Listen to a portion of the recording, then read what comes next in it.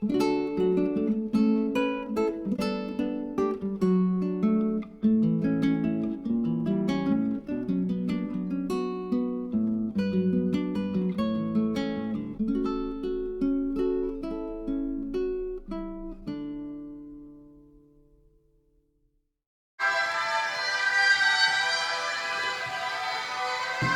nome do Pai, do Filho e do Espírito Santo. Amém. Vinde, Espírito Santo, enchei os corações dos vossos fiéis e acendei neles o fogo do vosso amor. Enviai o vosso Espírito e tudo será criado e renovareis a face da terra. Oremos. Deus, que instruíste os corações dos vossos fiéis com a luz do Espírito Santo, fazei que, recebendo com todo ardor, com toda abertura, as graças e luz do Espírito Santo, possamos ser luzes que brilham, não para nos iluminar, mas a todos iluminar com a luz de Jesus Cristo. Por Cristo nosso Senhor. Amém. Santa Clara de Assis, rogai por nós. Em nome do Pai, do Filho e do Espírito Santo. Amém. Saúdo você, desejando bom proveito nesta aula, quando nós estamos estudando de Ramos a Pentecostes. Do domingo de Ramos a Pentecostes, com enfoque no Tríduo Pascal. E nós já demos um bom início, principalmente traçando e apresentando toda aquela teologia subjacente a respeito da celebração de Ramos. Demos também a pedagogia do rito, a praticidade e até que falamos também sobre a Semana Santa, um pouco. Semana Santa que eu falo principalmente pensando naqueles 3 dias que parecem que ficam ali sobrando. A segunda-feira santa, a terça-feira santa e a quarta-feira santa, que até abordamos um pouquinho a questão dos mutirões de confissão, que nós dissemos que não se confessa porque é a Semana Santa, mas nós nos confessamos para sermos santos na Quaresma, tendo todo um cuidado, tendo toda uma maturidade, para não fazermos da confissão, por ocasião da Semana Santa, algo rotineiro. Não é obrigado a se confessar uma vez por ano. Não. Muito mais sério. É algo muito mais sério. Nós nos confessamos para derrotar os nossos pecados, para eliminar as nossas misérias. E, portanto, cada dia tem que ser santo nesse sentido. Já pensou? Eu me confesso por ocasião da Semana Santa e vou esperar que chegue a Semana Santa do ano seguinte para novamente me confessar. Claro que eu não vou ser uma pessoa cheia de mania. Tudo tem que me confessar. Então, mas existem os exercícios penitenciais, existem os nossos atos de caridade, que com certeza estão na linha do nosso abastecimento na graça e com a consequente eliminação desses pecados de todo dia, de toda hora. Mas então, com certeza, eu não posso. Quanto tempo tem que você não se confessa? Um ano. Porque eu me confesso só pela Semana Santa. E se eu vier a pecar 2, 3, 4, 5, 6, 8 meses depois? Não, eu vou esperar a Semana Santa. Por isso que eu disse, não se confessa porque é Semana Santa. Eu confesso porque eu preciso ser santo. Não se confessa por causa da Semana Santa, mas eu me confesso para ser santo em cada semana da minha vida. Tá bem claro? Tá bem claro? Deus seja louvado.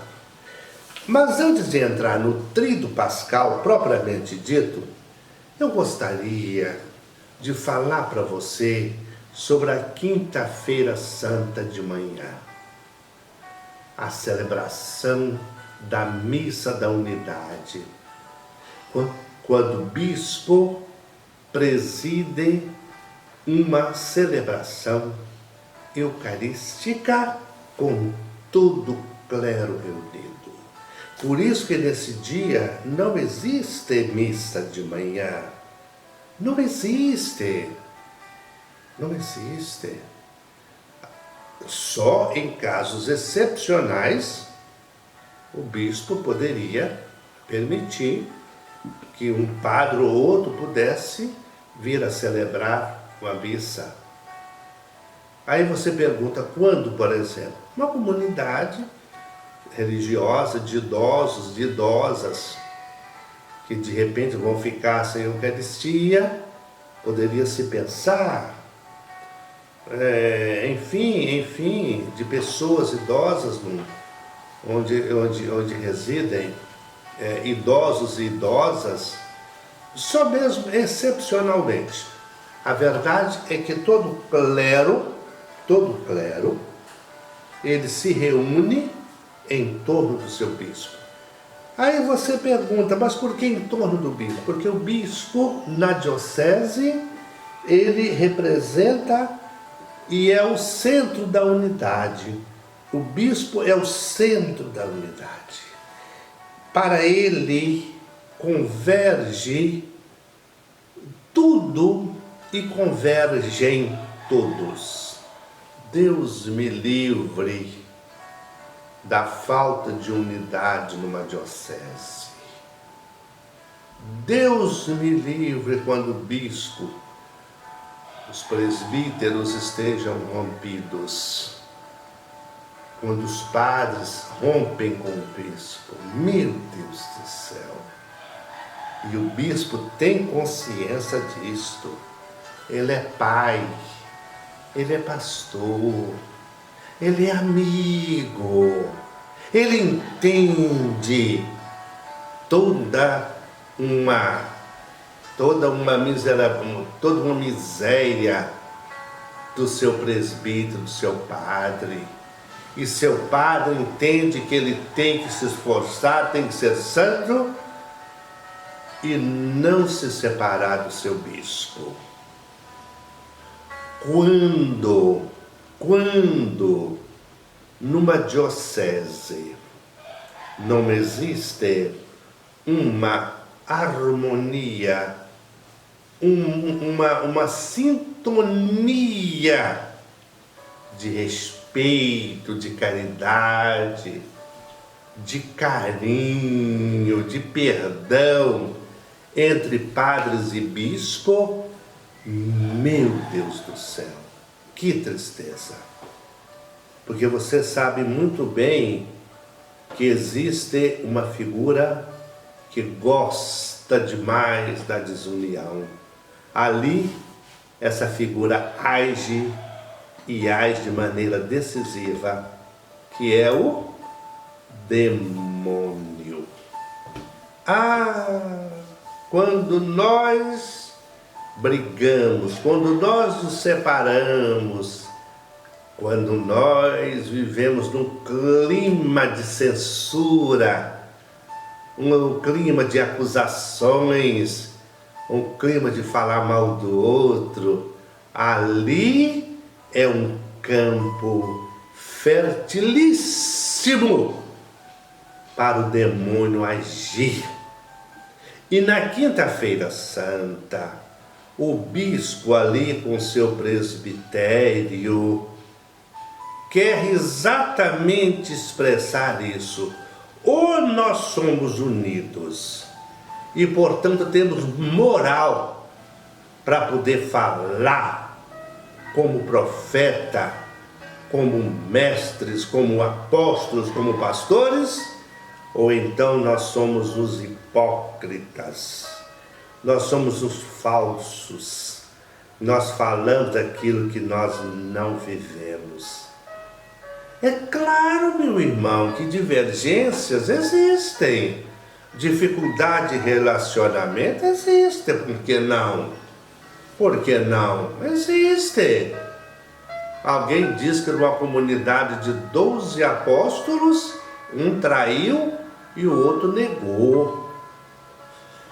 Então, talvez demonstrando a fragilidade da nossa natureza humana, mas isso não pode ser critério e local de fundamentação de uma vida eclesial. Nós temos que ser unidos ao Papa. Me aborrece, ou nos aborrece, certamente a você, nos chateia se alguém, por exemplo, vier falar mal do nosso Papa, porque o Papa Francisco, quem é você? Quem é você? Que autoridade você tem para fazer isso? Mas eu sou livre. Olha, mas você é livre também para ser mais maduro, viu? E eu não estou vendo esta liberdade. E talvez isso não é liberdade.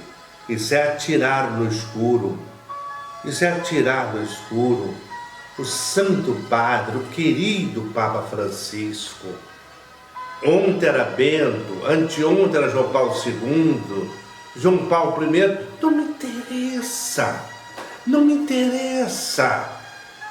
Que seja argentino, ou alemão, ou polonês, ou africano, ou indiano, isso não me interessa. É o Santo Padre. É o Santo Padre, cuja missão é a missão petrina, mesma missão de Pedro. E nos ombros desse homem, nos ombros, no ser, na vida desse homem, foi colocada uma igreja de todo o planeta. Sofre como esses homens sofrem. São Paulo VI, o médico teria dito, se pudesse colocar a causa mortis, se houvesse isso, esse qualificativo, eu colocaria: o sofrimento matou Paulo VI. Inclusive, da cintura para baixo, várias partes do corpo já estavam mortas.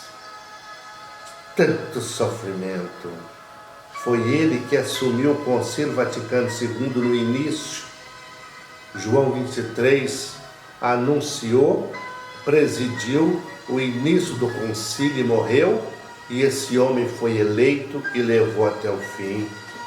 E como existem aqueles e aquelas que vivem do passado. Sabe por quê? Porque eles são fracos, têm medo do presente e detestam o futuro. E então é melhor ficar pregando todo um tradicionalismo, como também seria horroroso pregar uma igreja que não existe ainda. Nós estamos na elegância e na pedagogia e na eclesiologia do Concílio Vaticano II. Não sou eu que vou lançar raízes e sonhar e pregar com o Concílio Vaticano III. Quem sou eu? Minha mãe, a igreja, ela é detentora da unidade. E na quinta-feira santa nós estamos ali, um do lado do outro. Como é difícil viver em presbitério. Como a miséria humana atinge a esses homens ordenados. Infelizmente, a vaidade ainda permeia entre nós, passeia entre nós. O carreirismo, esse é maldito. O carreirismo. De repente eu estou sempre insatisfeito por aquilo que a igreja coloca nas minhas mãos, no meu ser para trabalhar. Eu acho que eu merecia mais. Por que fulano tem uma paróquia tão grande, eu nunca saio do subúrbio? Por que eu vivo sempre na periferia? O outro se tornou bispo, foi escolhido para bispo, por que eu não fui? Que coisa triste. Você pergunta, mas isso existe? Existe sim, existe sim. E esse carreirismo, ele é destrutivo, viu? É destrutivo. Coitado desses padres aí pelos seus 10, 15 anos, 20 anos de ordenação, que sonham com o episcopado, sonha com a santidade, sofra pela igreja, se necessário for, dê tudo que você tem por esta igreja católica, apostólica, romana, e com certeza o Espírito de Deus, que não dorme, ele poderá escolher você para uma função, um serviço de maior responsabilidade, não para uma honra, que não é honraria. Camarada que de repente é escolhido para uma grande função, inclusive episcopal, pensar que aquilo ali é uma honraria, é um infeliz e vai fazer muita gente infeliz. Nós não temos nenhum poder, nós temos o serviço, o poder é de Jesus Cristo. O poder é de Jesus Cristo. E ali em volta do nosso bispo, nós renovamos as nossas promessas sacerdotais, tudo aquilo que nós prometemos há tantos anos atrás, como no meu caso há mais de 40 anos atrás, eu prometo novamente sim. E uma das perguntas que o bispo faz é essa: promete obediência a mim e aos meus e outros que virão depois de mim?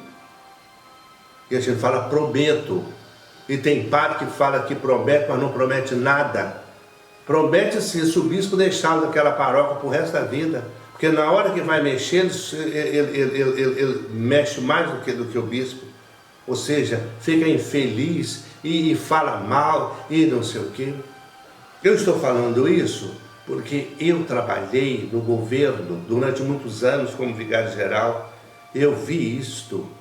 Minha Nossa Senhora, quando era para poder transferir um padre, o pobrezinho do bispo nem dormia.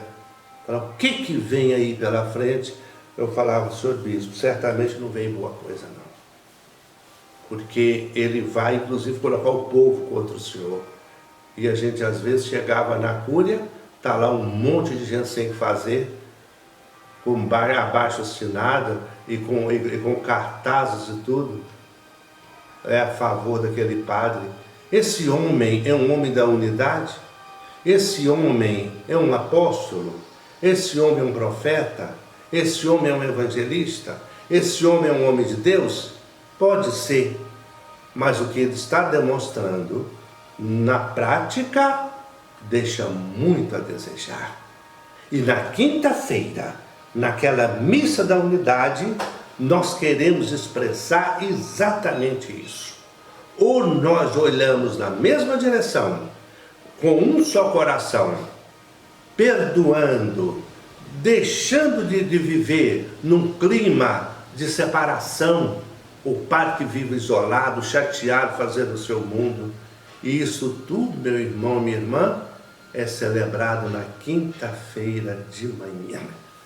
Eu voltarei a esse assunto, porque eu vou falar sobre a bênção dos olhos, antes de entrar no clima de Tríduo Pascal. O Senhor esteja convosco. Ele está no meio de nós.